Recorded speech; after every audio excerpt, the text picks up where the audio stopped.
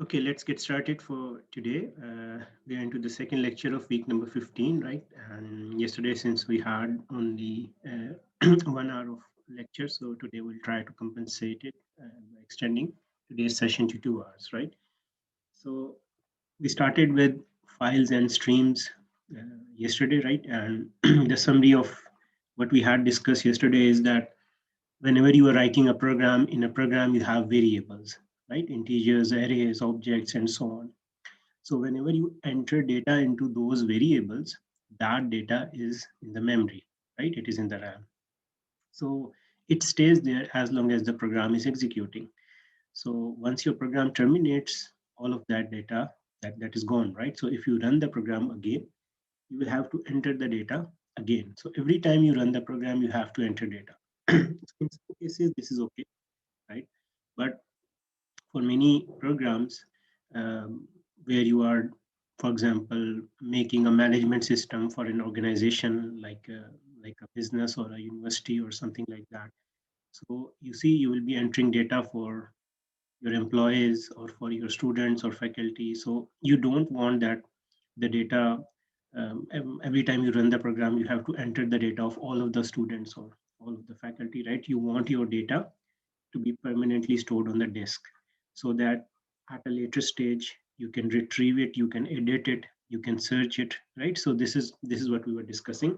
And we said that using classes which are available in C++, we can save our data to files rather than keeping it only in the variables, right? So we'll continue that discussion today, and we'll write some programs that will help you understand the concept easily, okay?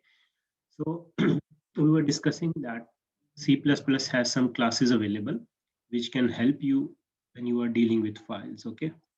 So yesterday I told you three such classes. Number one was fstream, where I stands for input, F is for file, so you read it as input file stream. So this is a class, okay, which is already available in C++. When you have to read data from a file into the program, you will make an object of this class, right? So this class is used for input, for reading data. When we say reading data, it means we are reading data from a file in our program. The second class I showed you was offstream, output file stream. This is for output. It means you have some data, you want to save it in a file, you want to write it or output it in a file, then you will create an object of this class, which is offstream. And in some cases, we need both reading and writing functionalities within the same program. So there's a class fstream, okay, which has the capabilities of input as well as output. So if you want to do both input and output with the same object, you can make an object of class fstream, right? So it's your choice what you do, but personally, I prefer separate objects for reading and writing, okay? Now, we had also seen that whenever you create an object, okay, you have the, you can say, flexibility to call any constructor that you want, right?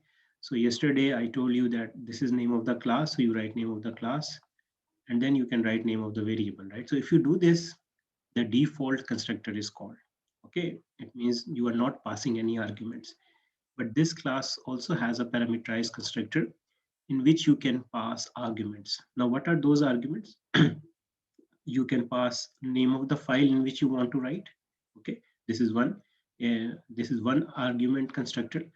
There is another constructor, because it is overloaded, in which you can pass a second argument, which is file open mode. Okay, this I will tell you in a couple of minutes what is this, right? But even if you don't pass it, you can simply pass it name of the file. That is also okay, right? This is one constructor. If you don't pass anything, you just write off stream f. That is also okay.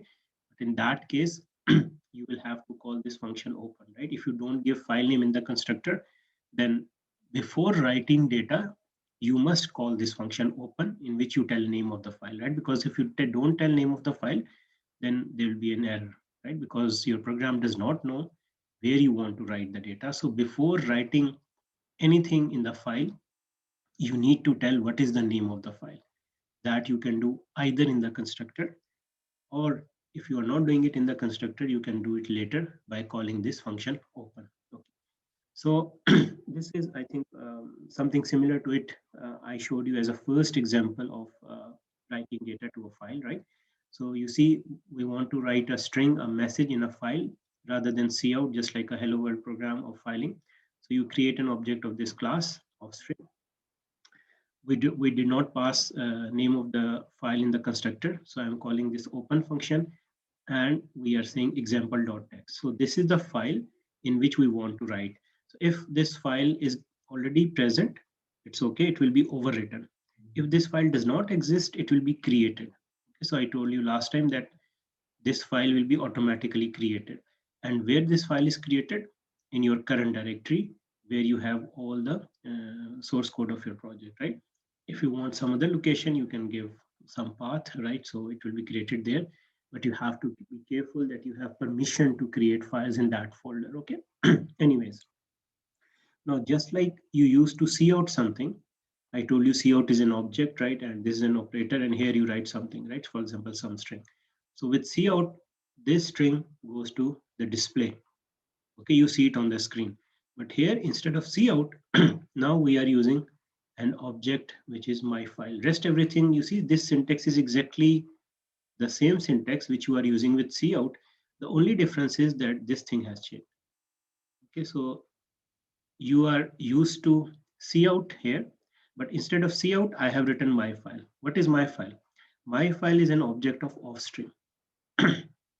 Okay, and my file object is associated with which file? This file example.txt. Okay, so when you write my file and this operator and anything, where will this go? This will go to this file. Okay, so you see it is very similar to what you already know in case of cout. When you write cout, which is an object of class ostream, whatever you have passed as a second argument, it will go to the console. You will see it displayed on the screen.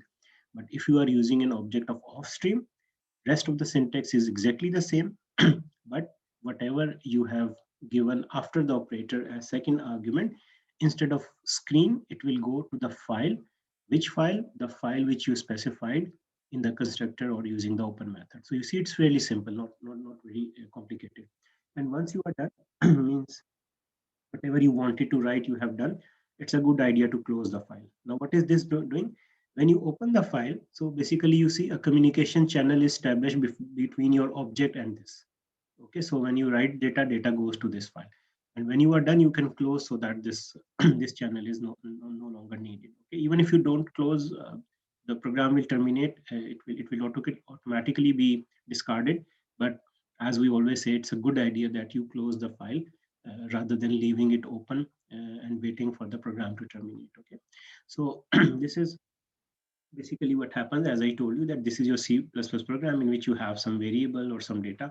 When you write offstream fexample.txt, then a file is created and you have a communication channel. So whatever you will write using this operator, that will be written in this file. You can actually double click on this file. You can open it and you can see that the whatever you have this message writing this to a file, this you can physically see written in the file, right? So it will be there. You can double click the file, open it, and confirm it. Okay, so now this is just explanation of what we have already discussed, so that if at a later stage you are doing some revision, you have some text which is explaining what is being done, right? As I told you, that in the constructor or the open function, you give name of the file, and this is what we did not discuss yet, okay, which is the mode of the file. So there are many modes, but the common ones I'll tell you here. Mode actually tells what you want to do. Okay, so you see, when you want to read something, as a second argument, you can pass in ios scope resolution. In is for input, it means you want to read data. Out is for output, it means you want to write data. Now you see, for example, if you are making an object of offstream, with offstream you cannot read, you can only write. Okay, so if you pass it or you don't pass it, both are the same thing, right? Because the default value is out, you cannot change it, you cannot read using this. Okay, so if you want to pass, it's okay, it's good. ios double colon out, it means anyone who sees the program will know that you want to write data. Okay, but even if you don't pass, you only pass name of the file, then this is the default value, because we can only write with offstream, we cannot read. Okay, now this one is different app, right?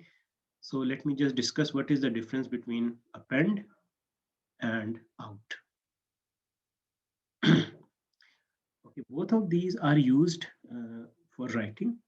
When you use the mode out, if the file already exists, its previous contents will be overwritten, right? If the file is already present and you write something new, so whatever was previously written, it is gone. Means you overwrite the file. You discard the previous contents and you write new contents, okay? But sometimes we want that the previous contents are not overwritten, but whatever I write, it is written to the end of the file. Okay, so let me just quickly explain it. If you are using, if this is a file, say abc.txt, okay, it has some data in it. When you open the file in ios.out, what will happen? All, sorry, this is not a single, this is a double column. What happens? All the contents which are in this file, right? It means this is gone, okay, and whatever you write now, it will be written fresh, okay, it will be new data which is written. On the other hand, if you have the same file abc.txt, okay, and suppose some data is written here, okay, now if you open this file in append mode, so what will happen? The previous data will stay there and the new data will be after where you had left. After the last byte, you will have the new data, right? So in append mode, previous contents are lost. Sorry, in out mode, previous contents are lost. In append mode, the previous contents are preserved. So it depends what is your requirement. So based on your requirement, when you are opening a file and you want to write data, if so, you will create an object of stream f. Here you will give the name of the file, okay, and if you want to preserve the previous contents as a second argument, you can give append here, okay. So let's go back and continue our discussion. Yeah, so append is writing at the end of the file, in is for reading, out is for writing, but it will discard the previous content. And there's another mode, binary, which I will come back later, right? For the time being, we'll be discussing only these three modes, right? Maybe after 15-20 minutes, when we start our discussion, we'll come to what is actually binary. But for the time being, we are focusing on the first three only. Okay. Now there's another thing that we need to be careful when we are dealing with filings, and that is that suppose you are trying to read data from a file. What if the file does not exist? Okay, so as we had seen in the previous lecture, it will give you an exception, right? So it's always a good idea. And similarly, when you are writing data to a file, what if you don't have permission to write in that file, right? Because every file has certain permission. Some files are read only, and sometimes the folder in which you are trying to write, you don't have access, okay? So whenever you are like making an object of a file, sorry, if stream or off stream, suppose I do this. Okay, so I'm assuming that I'm reading data from this file. Okay, there's a file abc.txt in which some data is written. I make an object of if stream because I want to read data from this file. But what if this file does not exist, right? Maybe name was ABC rather than something else, right? My name was this and I spelled it wrong, okay? So when I will try to read data, it will give me an error, okay? It will give me an exception rather because the file does not exist. So it's always a good idea that before reading anything or writing anything, we check that whether we are allowed to do the operation that we are trying to do or not. So for that, we have an operator, this operator, okay? You see, you are already familiar with this. This is actually not logical not, right? It will invert anything. But this operator is overloaded for these classes. So when I will write this not F, this is just like you overload operator for your old classes, okay? So you can check it in F. Now, what it does, if this whole operator, it will return you either true or false, okay? When this operator returns true, then it means there is some problem. You cannot perform the operation, right? You cannot read, or you don't have permission, or file does not exist. So it means then you should not do something else. You should either ask the user to correct the file name, or you can simply exit the program, okay? So that the program does not crash. Otherwise it will crash, right? So this is just a check we are making that whether the file we are trying to read from exists or not. So you will use this operator which is the not symbol. Name of the object, this f is same as this f, right? So if you get a true, it means this part of program will execute, where you will give some error message to the user and handle, or you can also throw an exception, right? If you want to combine exception handling, that is also possible. Otherwise, if if everything is okay, then here you will write the code which will read data from the file or write data to the file, right? So this is just a small check that you need to make before reading or writing. Okay, so as I told you, that this is the operator which can check for whether you have wrong permissions if you are writing, or whether you are trying to open a non-existent file, right? So it's a good idea that you do that. And finally, as I told you, once you have to write anything, you can simply just like cout. If you want to write any variable like integer, float, or string, or anything other than object, right? We are talking about basic data types for the time being.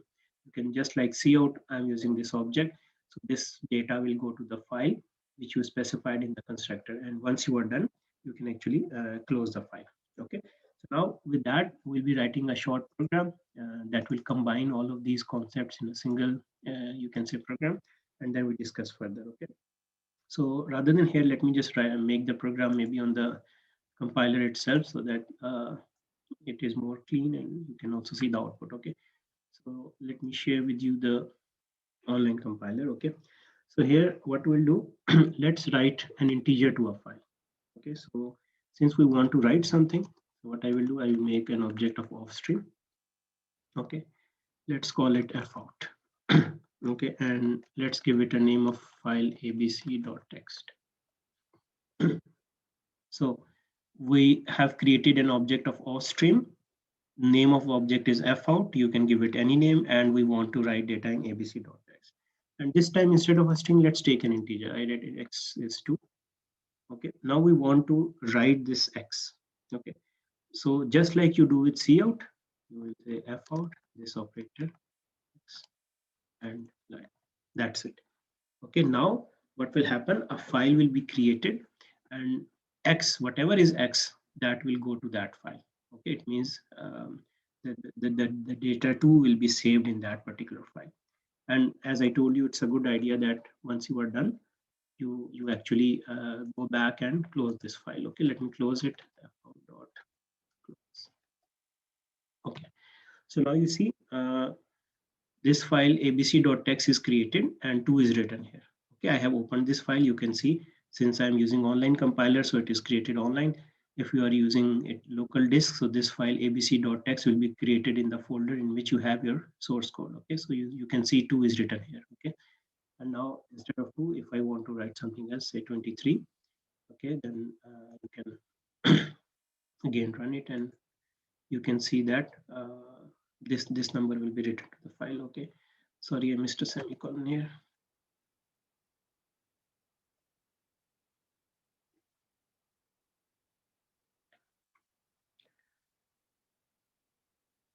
Okay, so it's the program has terminated, and now you see previously we had written 2. Since we are opening it in out mode, so the previous contents are overwritten, and now you have 23 in the file. Okay, so whatever you can write multiple integers, you can ask user to enter values and so on, right? So this is what we are doing. Now what we'll do, we have this file, and we will try to read data from this file. Okay, so instead of writing, now let's read data. Okay, so for that I will get rid of this program, right? What I will do, for reading, you make an object of if stream. So I make an object of if stream. Let's call it fin, and we have to give it the name of the file from which we want to read, right? So if stream fin abc.txt is the name of the file from which I want to read. Now, when you will read data, you will need to store it in some variable. Okay, so I'm taking a variable, say a, in which I will read data and I will store it. So just like for writing, you use the operator which you use with cout. For reading, you will use the operator which you use with cin. Okay, so let me just explain that. You see, when you are doing cout x, okay, so this is cout object, this is integer, it goes to the screen. Now, instead of cout, you are using an object of offstream. Okay, so in this case, what will happen?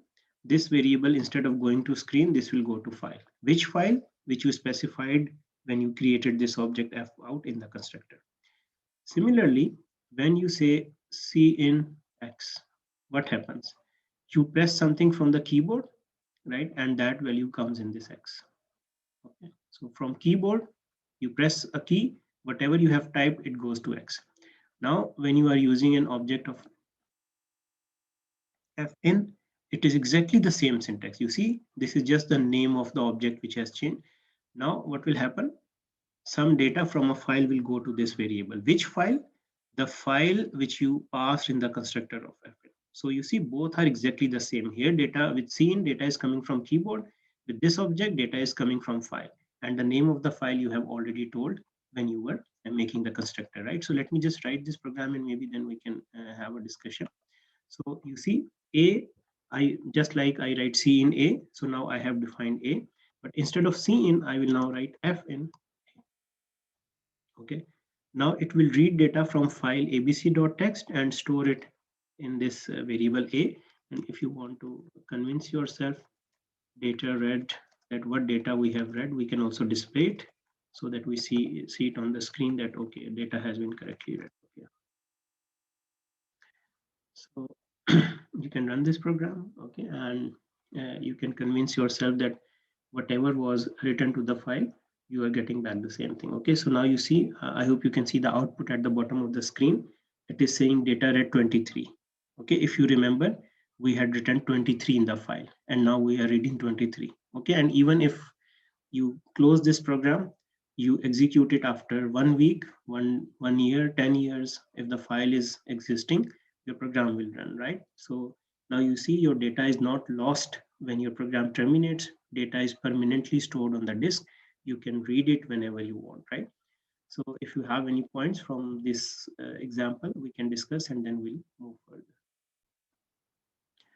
Okay, now let's write some multiple variables in a file, right? Instead of just one variable, which is not very useful. Let's say I will write 3 or 4 variables. Okay, so I create an object of stream f out. Okay, abc.txt, and let me write 3 integers. X is 2, y is 3, and z is 4. Okay, so now we have 3 integers, 2, 3, and 4. And let's write them in a file just like we do C out. Okay, so I write X, Y, and Z. Okay, and then you can write F out dot close. Okay, so now we have 3 variables, X, Y, Z. We are writing those 3 variables. We try to run this program. Okay, exactly the same syntax as that of C out, right? But the only difference is that we are writing to file. Now you see the contents abc.txt 2, 3, 4. Okay, we have 3 integers, all 3 are written to the file.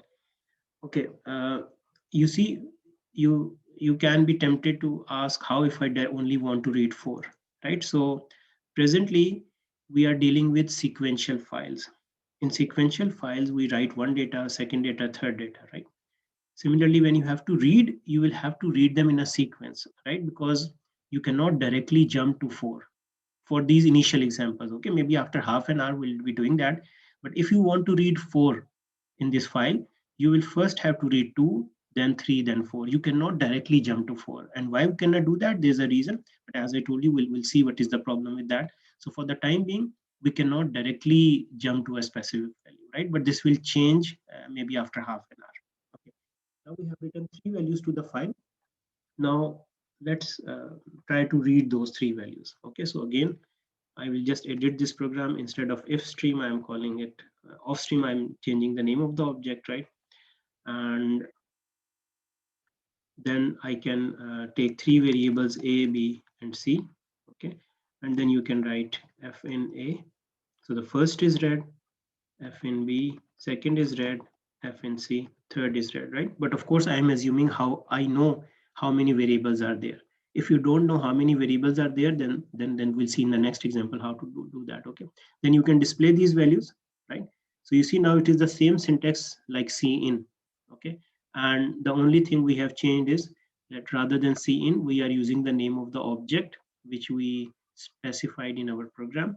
So instead of keyboard, it will read data from that file. You can display this data, right? And you can convince yourself that this is actually working. Okay, now you see in this example, we know that there were three, you can say integers. So I have written this statement 3 times. But you see, this is not a very smart way, because if I have 100 integers, I will have to use that line 100 times, right? So suppose I am reading data from a file. I have an integer and I say f in a. Okay, so what will happen? This is a file. Now it has maybe many numbers, right? So when I read the first one, then I want, okay, it should automatically keep on reading until it has reached end of file. If you remember yesterday, I told you that when the file is ending, there is a special marker end of file, which can signal your program that file has ended. Okay, so if you have a situation like this, there's a better way of reading data. Okay, so let's see how we can do that. That rather than writing the statement again and again, we can use a loop. Okay, and how do we do that? Let me just write it. So we create an object of if stream, we call it f, and we want to read from this file. Okay, now I take an integer in which I will read my data. Okay, so you see, you are using this statement to read data. Every time you read data, this statement returns true or false. Okay, if there is more data in the file, it will return true. True means more data. If there is no more data, means data has ended, then this statement will return false. Okay, means you are reading data, but it is also returning something. If you have more data in the file, it will keep on returning true, that yes, there is more data, more data. When you reach end of the file, this will return false, that there is no more data. So we can exploit it. There is a very simple way. You can simply surround this statement by a while loop. Okay, so what I do, this is the statement to read data. I'm just putting this in a while loop, nothing else. Okay, and here I can write cout a.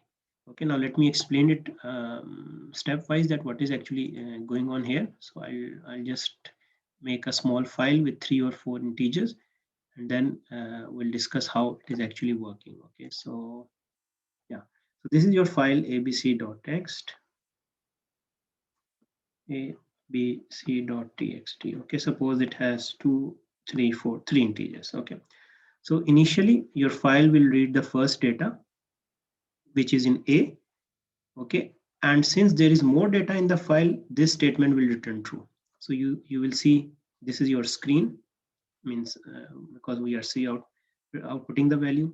So you read the first data, you see out it, so you see 2 on the screen. Then since this statement returned you true, this statement is executed again, you are reading 3. Okay, since there is more data in the file, again you get true, so you will see 3 on the screen. Then you read 4, and 4 is displayed, but after 4 there is no data. Okay, so this statement will return you false, because there is no more data. We have reached the end of the file, and then this loop will terminate, and whatever is outside the loop, that will be executed. So now you see, if you don't know how many variables are in the file, the statement you are using to read data, you can just put it in a while loop. It will keep on reading data.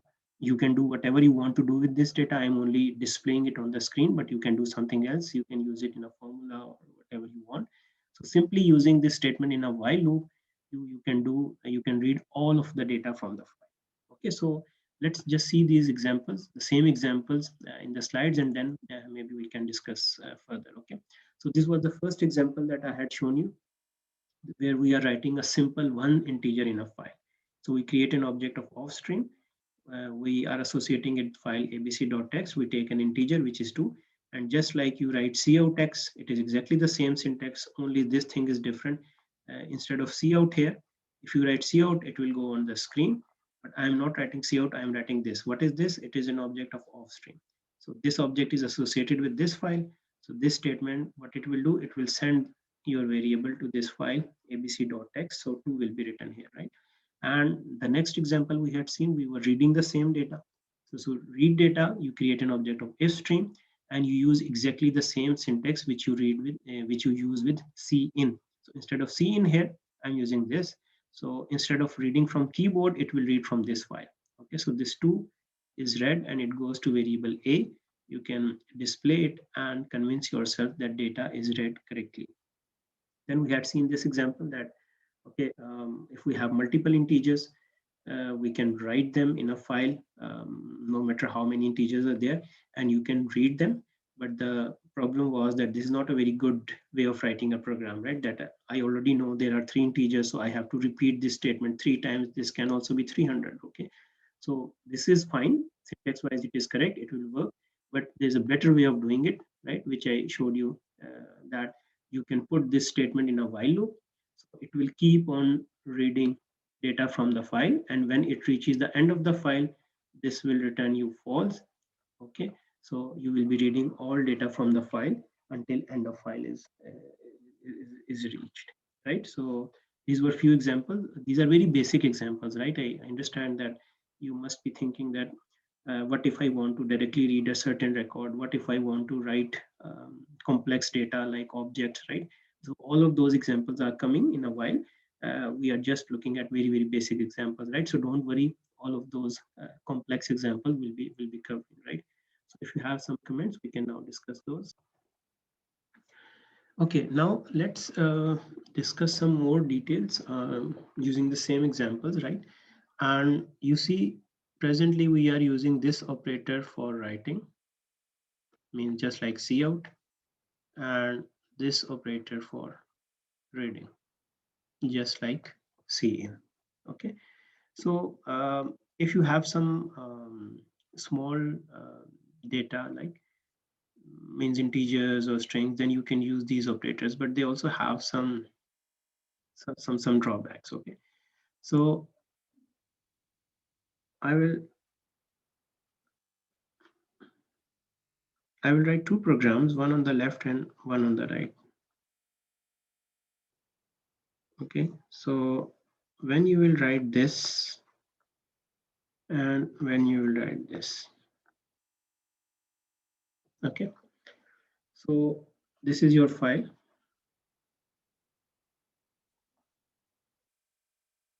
Okay, and within this example, I will again explain end of file, right? Because there are still some confusion. So I'll cover that within that example, this example too, right? Okay, so you see, when you are using these operators, okay, when you write data to the file, data is written as a sequence of characters. Okay, now what does that mean? We know that in memory, when you take an integer x, whether it is 2 or whether it is 23, an integer is always 4 bytes. It means in memory, integer always takes 4 bytes, right? It does not matter whether you are storing a small number or a large number, right? If it is a small number, so 4 bytes is like all of these would be 0. This is byte number 1, then zeros, and then eventually you will have 2. So this is 2 in 4 bytes, right? This all is 0, and then you have 1 0. And if you are storing a large number, then maybe you don't have zeros here, but still they will be taking 4 bytes, right? This we know. But on the other hand, when you are writing data to a file, okay, using these operators, then this 2 is not written in 4 bytes as an integer. It is written as a character, right? You know, ASCII chart, every single character on your keyboard has a code, right? ASCII code, 8-bit code associated with it. So 2 will have 0, it has some code, 1 has some code. Similarly, A has some code, B, C, D, and these special characters. So everything that you see on the keyboard has a code associated with it, right? I'm sure you must have studied it in some basic course on IT or information ICT, something like that. Okay. So when you are writing 2, it is written as a character. Whatever is the ASCII code of 2, you can check from the table, that is written on the disk. Similarly, when you are writing 23, now it has 2 digits. Okay. So You see what would be the difference here?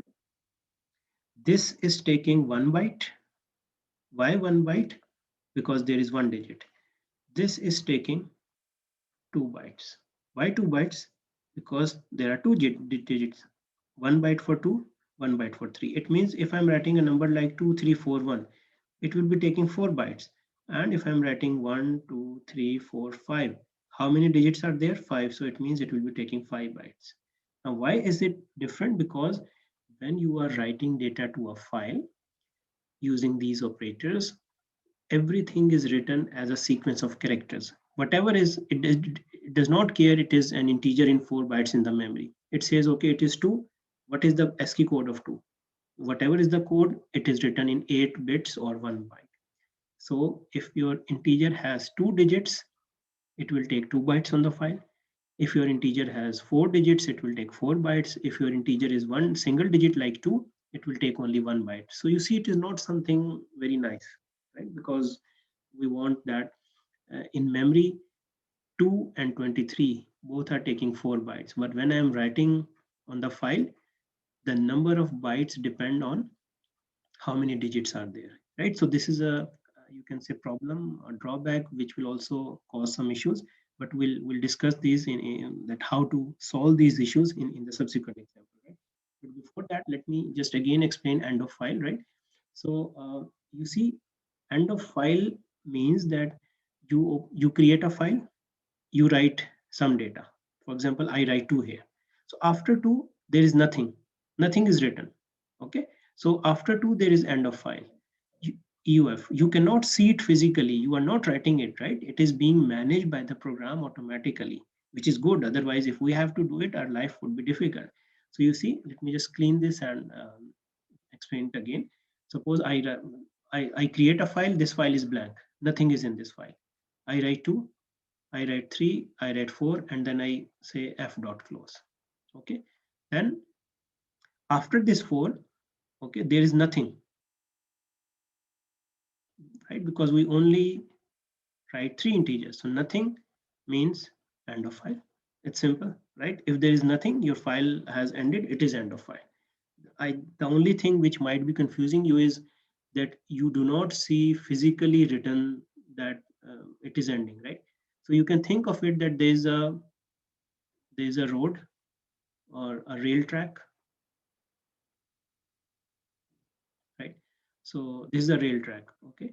And at some point in time, at the end of the station, there is a barrier and this rail track ends here, okay? So you see, maybe there is not a board saying end, there is no board end, but here the rail track is ending, the train cannot go any further. This is the maximum the train can go. Why? Right? Because there's no rail track afterwards.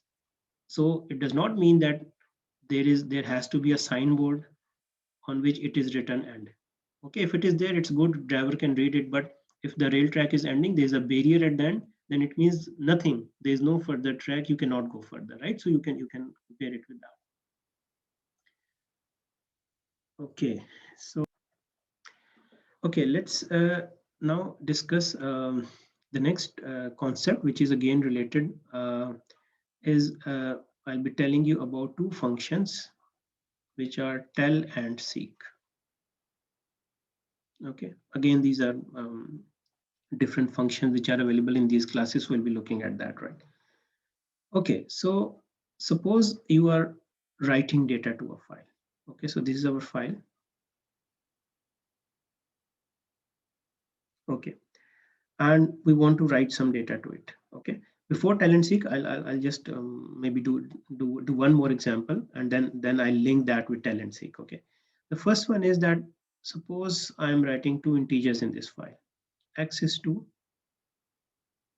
and y is 3.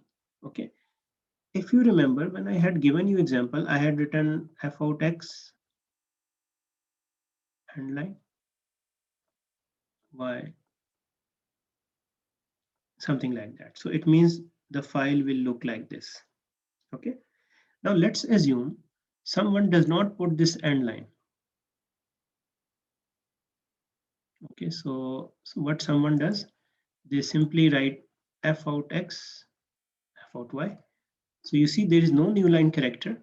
So what will happen? This file will not be like this. This file would be like this.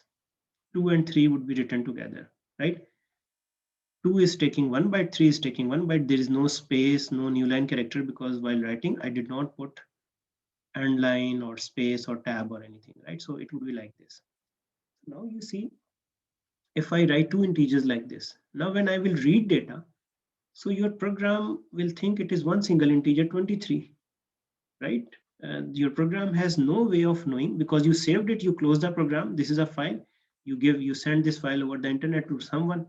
So someone gets this file, when they are trying to read, they do not know these are two different numbers, because 23 is also an integer. So that person might think there's a single number 23.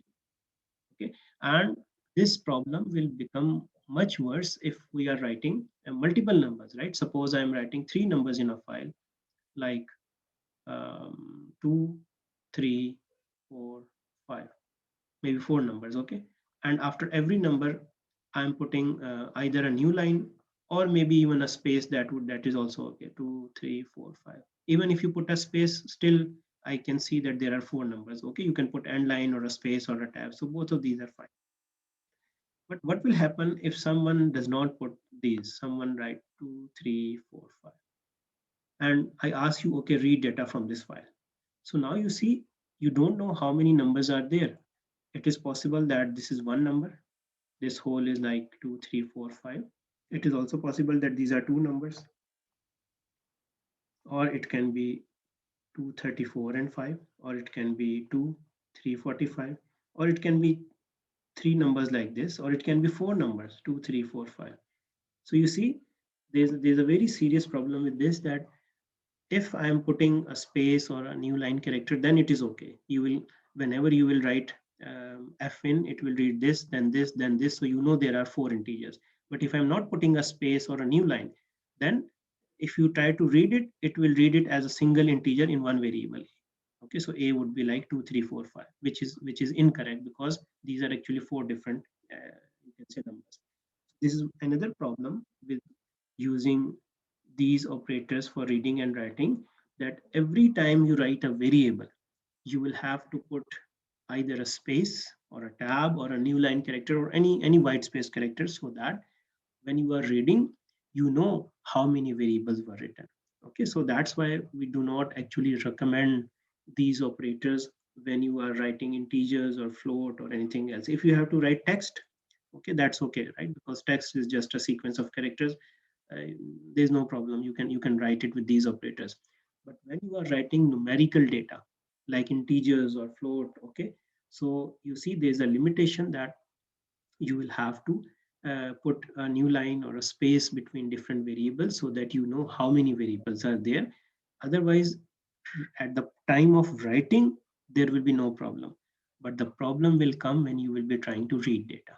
Okay, so now let's continue our discussion where we had left, and this problem will again come up when I give you more examples. Okay, so as I was saying, we started with discussion on two functions, but before that, we need to know what is going on at the back end. Okay, so I told you that suppose we are trying to write data to a file of stream f say a.txt. Okay, so this is that file which I'll be writing. Okay, and you see, when you are doing writing, you write the first character, then the second, and the third. So you see, someone is keeping track that where I want to write the next character. Okay, so let me just okay, let's forget about integers. I'll directly write something, okay, to save some space. So let me just get rid of this, and yeah. So what happens is that in your file, suppose this one box is 1 byte. Okay, and presently there is nothing in this file. So this is byte number 0, 1, 2, 3, 4, and so on. Okay, I'm just showing you. Okay, when you write f say 2, okay, so where it will go? It will go at byte number 0. It means it will come here.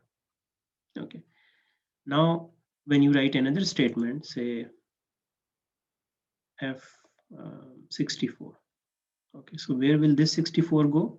the next 2 bytes because I'm not putting any space. So 6 will come here, 4 will come here, right? If you write something afterwards, that will come in this box. Okay, these are not physical boxes, I'm just explaining. Okay, so don't think that there are these boxes. So it means that someone is keeping track where I need to write next. Okay, why every time something is not written here, how do we know that next variable is written here? And when you write, it will know next is to be written here, right? So who is keeping track of that? There is something which is called a file pointer. Good thing is that you do not need to worry about it. It is maintained automatically by your program, right? Means there is no pointer in your program. Okay, when I say file pointer, in the program there is no pointer. It is all at the back end.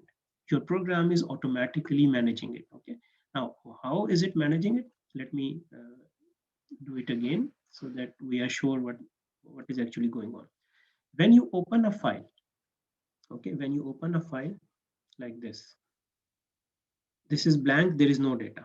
Okay, the file you have just opened means we have executed this statement, so this file is created and there is no data in the file. So there is a file pointer which is pointing at byte number 0, which is pointing here. Okay, maybe I can say which is pointing here. This is your file pointer.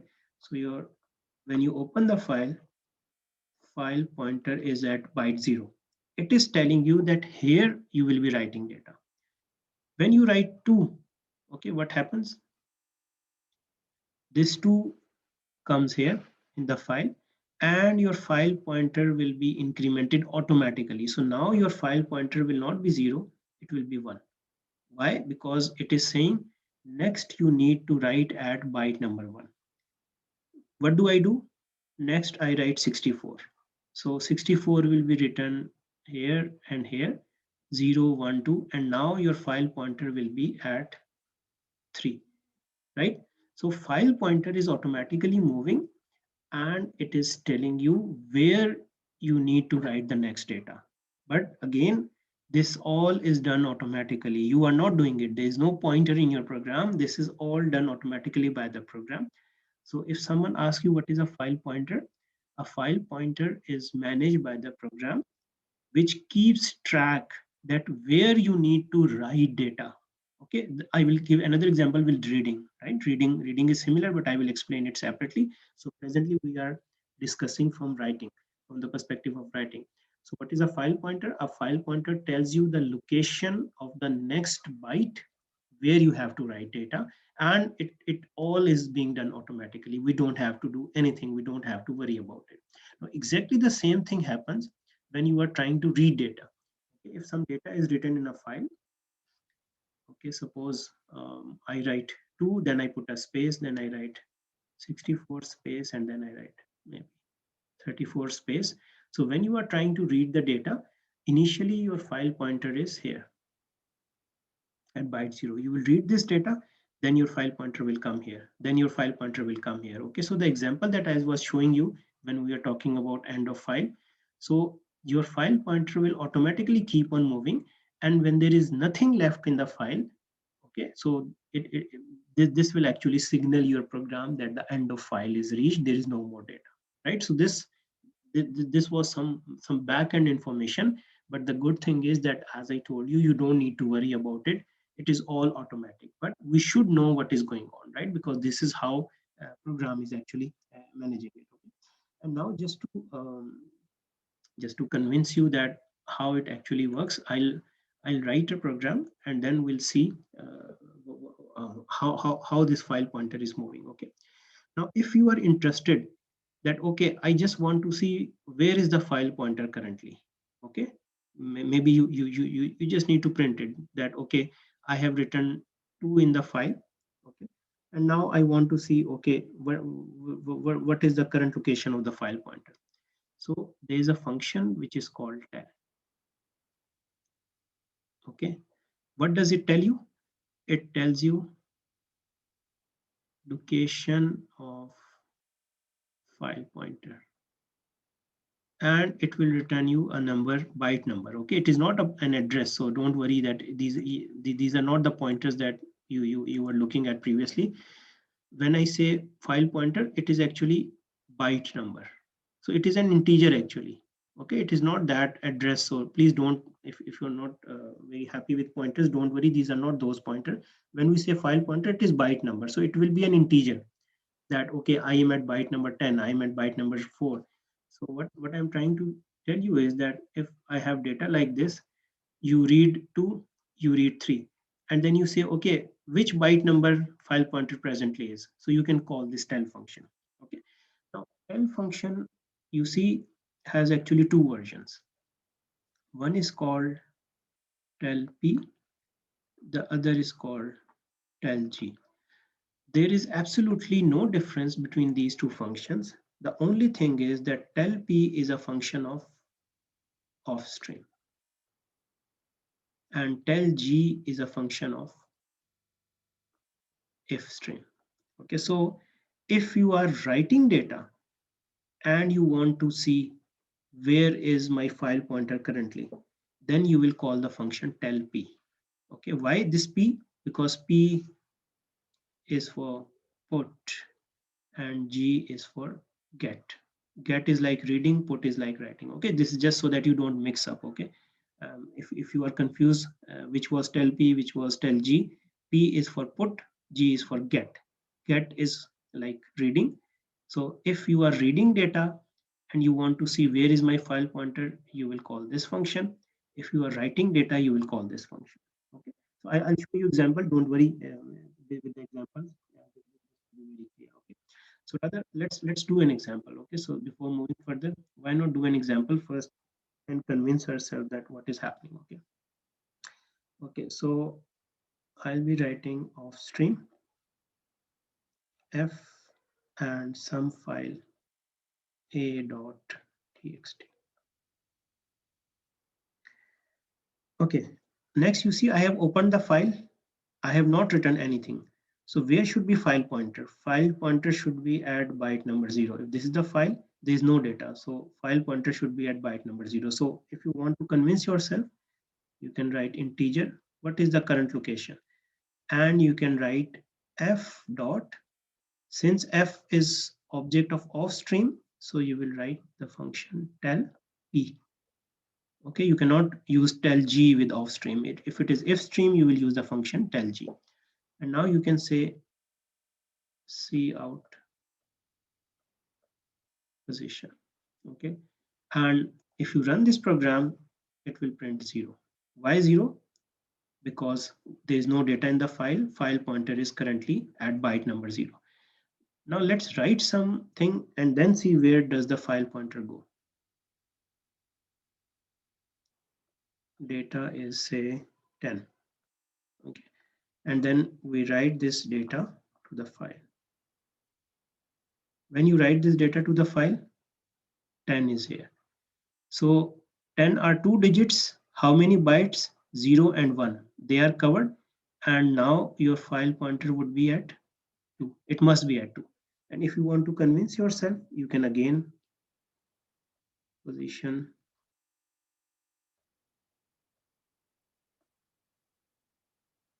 Okay, and then you can write. So this time what will happen? It will print 2. On the other hand, instead of 10 here, if you were writing a number with 3 digits, okay, for example, if this was not 10, suppose here I write 234. Okay, so now what will happen in this file when I write this data? So the data was taking 3 digits, 2, 3, 4, 0, 1, 2, and your file pointer would be here. It would be 3. So it means if these are 3 digits, then 3 bytes are occupied. So it will print 3 on the screen. Okay, so you see, if you want to see where the file pointer is going, of course, only printing it is not very useful. In some next example, we'll see how we can make it more useful.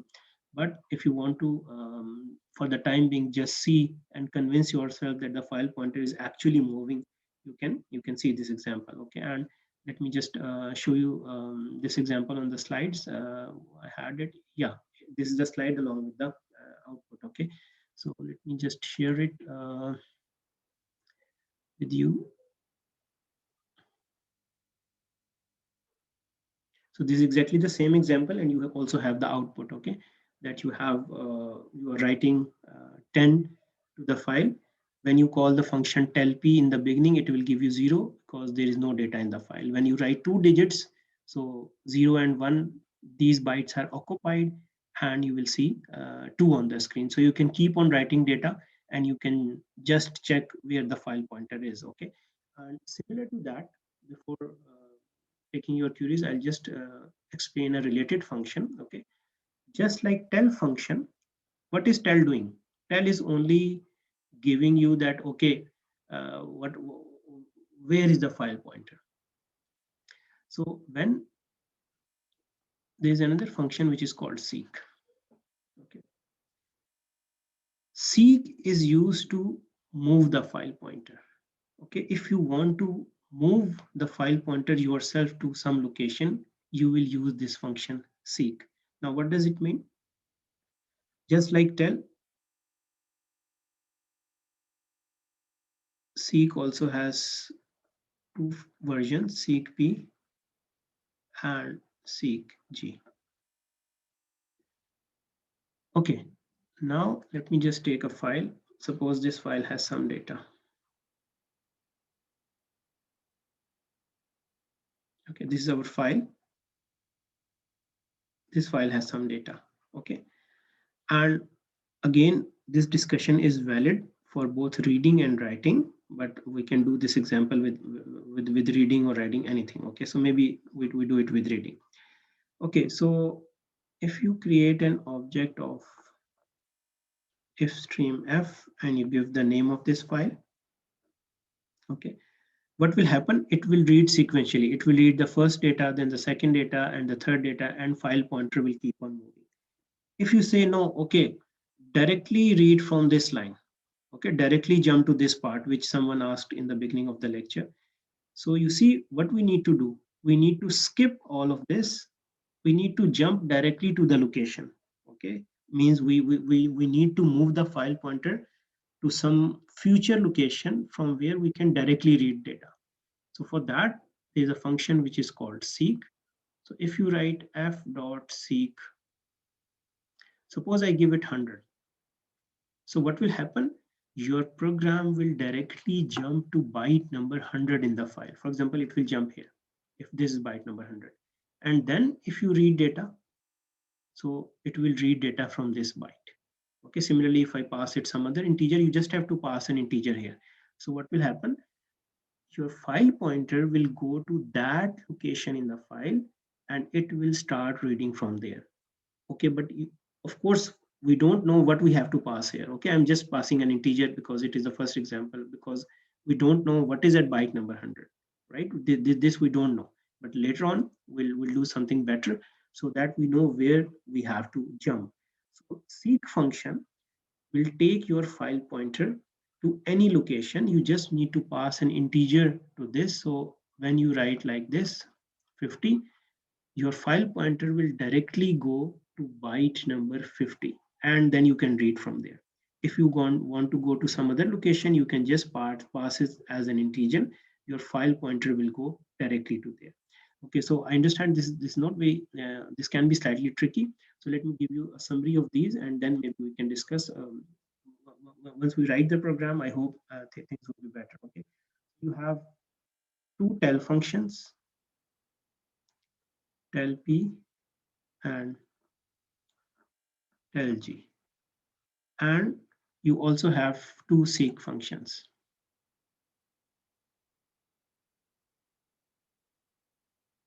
Seek p and seek g.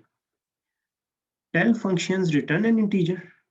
Seek functions take integer as an output. Okay, so tell functions, what they are doing? Tell current location of file pointer. That where is file pointer currently? Okay, and seek functions, they move file pointer to some location. So tell is actually just like giving you a number that file pointer is currently at this position. And if you want to move file pointer to some point, you can simply call the seek function, pass that as an integer, and your file pointer will directly go there. How we'll find that integer, that is a separate story, right? So now please tell me if you have some queries from tell and seek, then we see some examples of these.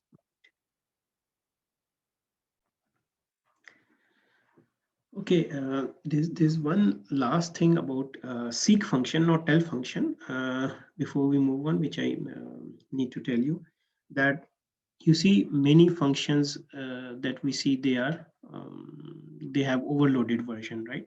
So same is the case with seek function, that you have an overloaded version of this function. Okay, so in order to explain it further, let me take an example that this is my file and some data. Okay, so when you write f dot seek g or p, whatever you want, 50, it will go to byte number 50 in the file. Okay, I don't know where is byte number 50, but just assume this is byte number 50. Okay, so with this statement, your file pointer is here. Now, if you read something, you will be reading from here. Okay, this we have already discussed. But you see, what if I'm here and I want to go back? Okay, or I say, okay, from 50, move forward 10 bytes or move backward 10 bytes. Okay, so it means that when I'm passing 50, my point of reference is beginning of the file, that go to byte number 50 from beginning of the file. Okay, not from current location or from end. My point of reference is that, okay, when I write this, I'm saying from the start of file, count till 50 and go there. Okay, so this is actually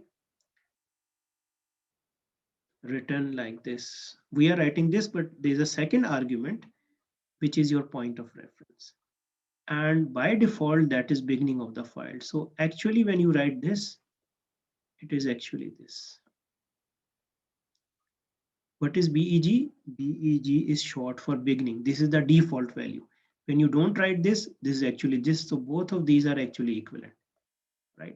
That when you write f.seek50, you are telling the program that from the beginning of the file, go to byte number 50. But there are two other values you can pass in this. The second value is current, and the third value is end. Okay, let me explain each of these one by one. Let's suppose presently your file pointer is at 50. Now you say, okay, from 50, go forward 10 bytes. Okay, so it means you do not want to say from start go to 60, you want to use 50 as your starting point. So now what you will do, you can write f dot seek g. Okay, and what you will write here, maybe you want to go 10 bytes forward. Okay, so I'll just change the color. So you will say 10, but 10 from where? From current location. So now where will it go? It will go 10 bytes forward from current location, maybe to 60. If you want to go backwards, then you can give a negative number here.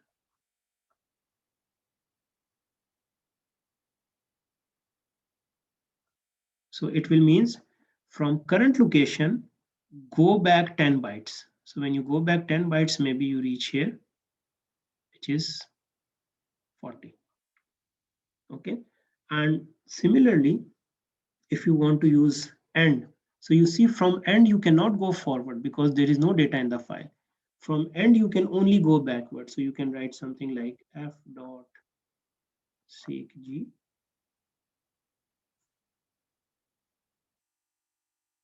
So this is saying from the end of the file, go back 10 bytes. So if this is your end of the file, say which is 100, so maybe it will come here, which is 90. Okay, so the summary is that when you are using the seek function takes your file pointer to the byte number which you give as an input. like 50, 100, 200. Okay, but it has to be a valid value. You have to take care of that. Okay, then this function has an overloaded version. So if you only pass an integer like 50, you are telling the program go to byte number 50 from start of the file, from the beginning of the file. So the default value, if you don't give any value, the default value is actually beginning, right? So this is the default value that it always takes beginning of the file as reference. But you can also use the current location of file pointer as a reference. So if you write ios current and you pass an integer, so it is saying from current location move 10 bytes forward, from current location go back 10 bytes, right? And similarly you can use end as a reference, but from end you cannot go forward. Okay, so you can say, okay, from end go back 10 bytes. And there are two statements that you will be very frequently using. One is that suppose you are reading some data and you want to go back at the beginning of the file, right? So to go at the beginning of the file, you can write 0. It will take your file pointer to the start of the file. And this is actually same as writing this. Okay, both of these are actually same. If you don't write beginning, the second argument is beginning. So if you want to take your file pointer at the start of the file, this is a statement that you will be using, and this is something we frequently need to do.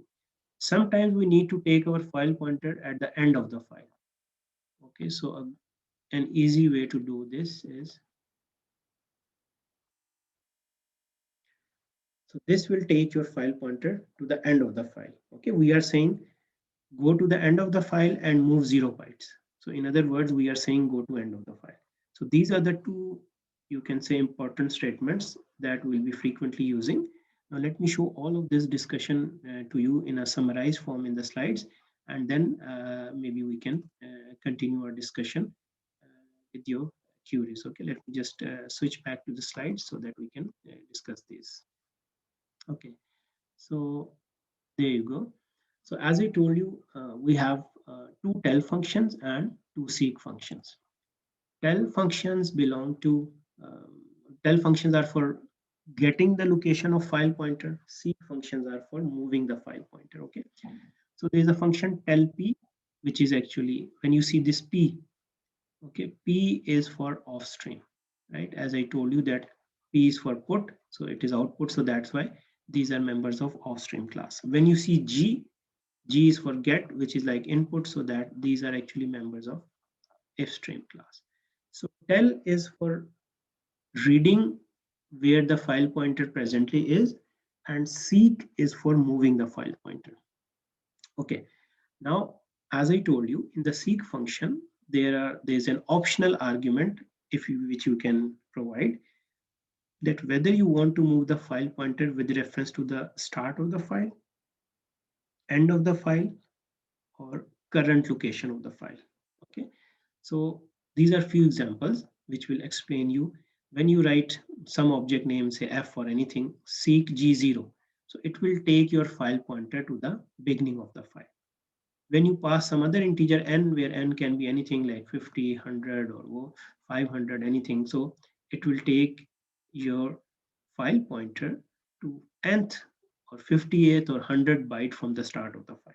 Okay, if you also pass second argument like current, it will take your file pointer n bytes forward.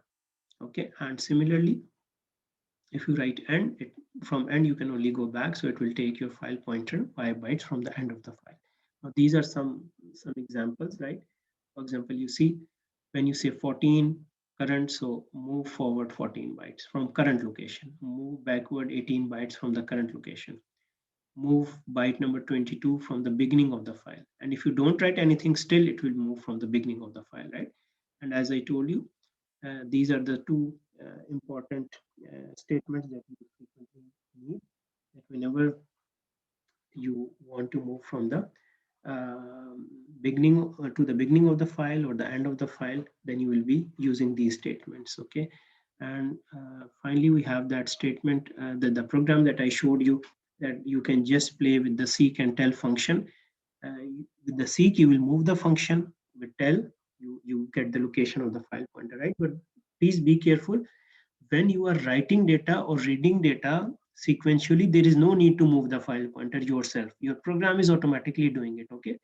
Only when you need to jump somewhere in the program, that I will show you how you know where you have to jump, only then you have to move the file pointer yourself. Okay, so do not call seek functions if you simply have to read data from a file, because when you are reading data, it is automatically moving. You don't need to move file pointer. Okay, it is only when you have to jump to a specific location that you will be using these seek functions. Okay, so with that, maybe we can take a pause and discuss your queries. Okay, now let me just quickly tell you the last concept for today. We have just seen that when you are writing different integers in a file. Okay, so the problem is that when you are using this operator to write data, so it has two digits, so it is taking 2 bytes. It has 1 digit, it is taking only 1 byte on the file, it is taking 4 bytes, right? Why? Because everything is written as a sequence of character. So when you write 1, 2, which is 12, your program will treat it as two characters, 1 and 2, and whatever are the codes of 1 and 2, they are written to the file. But when these variables are in memory, we know all of these are taking 4 bytes. So you see, this is not very good. Why it is not very good? You have just seen that we can move the file pointer to a location from where we can read data. But if we are writing numbers like this, I ask you, okay, directly read 34. Okay, I ask you that please do not read 12 and 1467. I want you to read 34. I want you to read the third integer. Okay, but the problem is that how do you know what is the byte number of this? We don't know, right? Why we don't know? The reason is that it is taking 2 bytes, then there is a space, so 0, 1, 2, 3, 4, 5, 6, 7. In this example, it is at byte number 8. But what if instead of 12, it was 120? Now it is at byte number 9, right? So you don't know how many digits are in the first integer, second integer, and only then you can find it. If somehow you know that this is at byte number 8, somehow, then you see what you can do. You can say f dot seek g8. So your file pointer will come here and then you can read data. But the problem is that how do I know where is third integer? Okay, or this is a small example. I can ask you that, okay, directly go to the file. There are 1000 integers. I want to read the last integer. Okay, so, but you don't know what is the location of that last integer in the file, because every integer is taking different number of bytes. This is a problem.